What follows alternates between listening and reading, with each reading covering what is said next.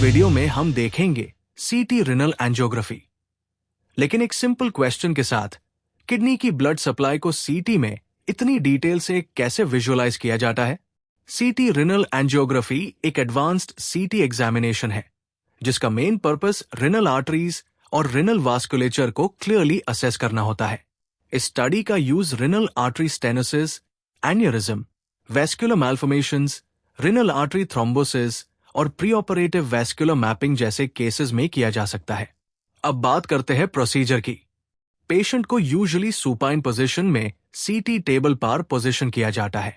Proper positioning बहुत important है क्योंकि रिनल वेसल्स को एक्यूरेटली डेमोन्स्ट्रेट करने के लिए स्कैन कवरेज और इमेज क्वालिटी दोनों मेंटेन करनी होती है। इस एग्जामिनेशन में 4 कॉन्ट्रास्ट यूज किया जाता है। कॉन्ट्रास्ट एडमिनिस्ट्रेशन के बाद आर्टीरियल फेज को अप्रोप्रिएट टाइमिंग के साथ एक्वायर किया जाता है ताकि रिनल आर्टरीज मैक्सिमम ओपेसिफिकेशन के साथ विजुअलाइज हो सकें। और यही पार एक इंपॉर्टेंट पॉइंट आता है, कॉन्ट्रास्ट का टाइमिंग। अगर आर्टीरियल फेज की टाइमिंग अप्रोप्रिएट नहीं है तो रिनल आर्टरीज की विजुअलाइजेशन और ओवरऑल डायग्नोस्टिक क्वालिटी अफेक्ट हो सकती है। स्कैन कंप्लीट होने के बाद सिर्फ एक्सियल इमेजेस नहीं देखी जाती, पोस्ट प्रोसेसिंग भी बहुत इंपॉर्टेंट होती है। एमपीआर यानी multiplanar reconstruction, MIP maximum intensity projection और वीआरटी वॉल्यूम रेंडरिंग टेक्निक। इन टेक्निक्स की हेल्प से रिनल आर्टरीज और उनकी ब्रांचिंग को डिफरेंट प्लेन्स और 3D व्यूज में इवैल्यूएट किया जा सकता है। स्पेशली एमआईपी इमेजेस में वैस्कुलर स्ट्रक्चर्स को हाईलाइट करके रिनल आर्टरी की कोर्स और ब्रांचिंग को बेटर अंडरस्टैंड किया जा सकता है। वीआरटी इमेजेस एक 3 डायमेंशनल ओवरव्यू प्रोवाइड करती है जो सर्जिकल प्लानिंग और वैस्कुलर एनाटॉमी को डेमोन्स्ट्रेट करने में यूजफुल हो सकती है। एक और interesting point, renal artery anatomy हर पेशेंट में एग्जैक्टली सेम नहीं होती।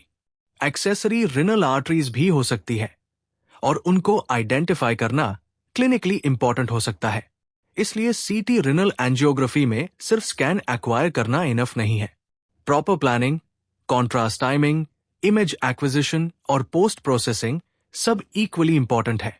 और अब आपके लिए क्वेश्चन, इस केस में आपको रिनल आर्टरी एनाटॉमी में सबसे इंपॉर्टेंट फाइंडिंग क्या नजर आ रही है? आप एक्सियल इमेजेस से आइडेंटिफाई कर सकते हो या एमआईपी वीआरटी इमेजेस से? कमेंट करके जरूर बताना। अगर आपको सीटी और एमआरआई के ऐसे प्रैक्टिकल रेडियोलॉजी केसेस पसंद है तो वीडियो को लाइक और शेयर करना मत भूलना। और याद रखिए, गुड इमेजिंग सिर्फ स्कैन करने से नहीं, प्रॉपर प्लानिंग और प्रॉपर रिकंस्ट्रक्शन से बनती है। सेंड 6 मीटर्स अगो।